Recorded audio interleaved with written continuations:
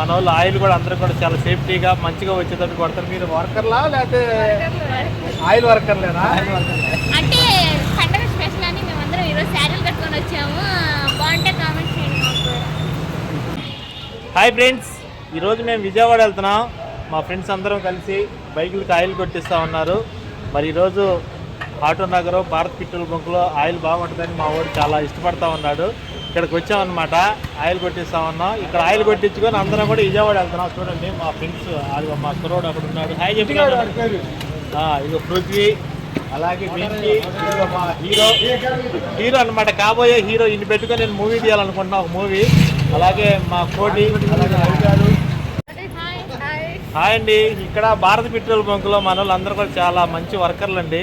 మీరు కూడా ఎవరన్నా మంచి వర్కర్లు, అలాగే మన వాళ్ళు ఆయిల్ కూడా అందరూ కూడా చాలా సేఫ్టీగా మంచిగా వచ్చేటట్టు కొడతారు. మీరు వర్కర్లా లేకపోతే ఆయిల్ వర్కర్లేనా? అంటే పండగ స్పెషల్ అని మేమందరం ఈరోజు శారీలు కట్టుకొని వచ్చాము. బాగుంటే కామెంట్ చేయండి మాకు. ఇప్పుడు మాట్లాడు సరిగ్గా.